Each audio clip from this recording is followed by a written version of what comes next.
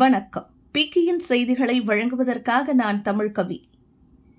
சென்னை திருவொற்றியூர் 7வது வட்ட மேற்கு பகுதி ராஜாஜி நகர் பேருந்து நிறுத்தம் அருகே குடிநீர் பந்தல் திறப்பு விழா நிகழ்ச்சி இன்று நடைபெற்றது.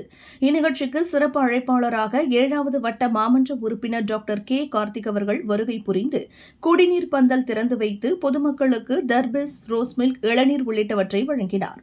இந்நிகழ்ச்சிக்கான ஏற்பாடுகளை ராஜாஜி நகர் எஸ் சத்யா மற்றும் 7வது வட்ட மேற்கு மகளிர் அணி இணை செயலாளர் ஏ நிஷா ஆகியோர் செய்திருந்தனர்.